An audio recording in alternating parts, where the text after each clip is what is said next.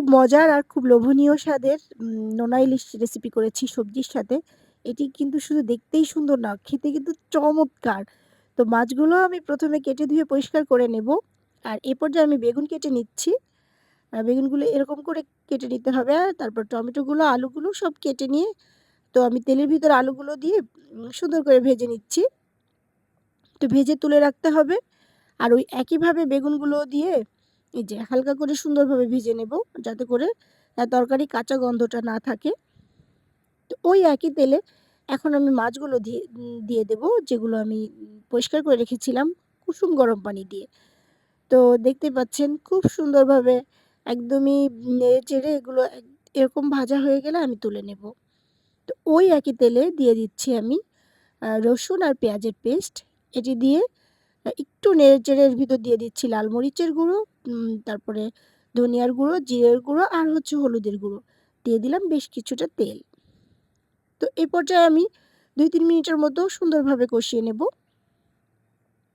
তো কষানো হয়ে গেলে তার ভিতরে আমি দিয়ে দিচ্ছি টমেটো। টমেটোটা দিয়েও আমি বেশ কিছুক্ষণ কষাবো। সুন্দরভাবে টমেটোটা দিয়ে যখন আমার এই যে এটাকে একদম বেশ ভালোভাবে কষাতে হবে। একটু সময় নিয়ে কষাতে হবে। তো এই পর্যায়ে আমি দিয়ে দেব এর ভিতর ভেজে রাখা আলুগুলো। আলুগুলো দিয়েও খুব সুন্দরভাবে কষাতে হবে। চমৎকারভাবে একদম আমি দেখতেই পাচ্ছেন এভাবে যদি ভালো করে কষিয়ে নেন, তাহলে কিন্তু এই রান্নাটার স্বাদ অনেক বেড়ে যাবে। কারণ যেহেতু এটা সবজি দিয়ে রান্না, সেহেতু সবজিগুলো একটু ভালোভাবে কষিয়ে নিতে হবে। তাহলে রান্নার টেস্টের কথা আর চিন্তাই করা লাগবে না। এতটাই মজা হবে। তো আমি এটা বেশ কিছুক্ষণ কষিয়ে আমি এখন দিয়ে দেব ওই যে বেগুনগুলা। বেগুনগুলা আমি এখন সুন্দরভাবে অ্যা দিয়ে একটু কষিয়ে তার ভিতর মানে বেগুন দিয়ে খুব বেশি কষানো যাবে না। কারণ বেগুন তো একটু নরম।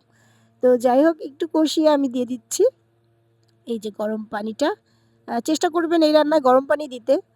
আর এই যে ফ্লেভারের জন্য দিয়ে দিলাম আমি আ উম তেজপাতা, এলাচ আর এই দারুচিনি। আর তরকারিটায় যখন একটু জাল উঠে গেল তখন ভেজে রাখা মাছগুলো দিয়ে দিচ্ছি। আর দিয়ে দিলাম এই পর্যায়ে কাঁচামরিচ।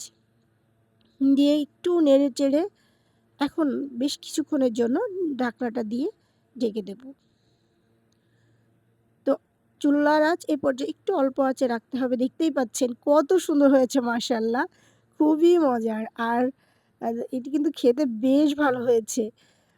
তো এই যে দিয়ে দিয়েছি আমি ধনিয়া পাতা। কেউ চাইলে স্কিপ করতে পারেন।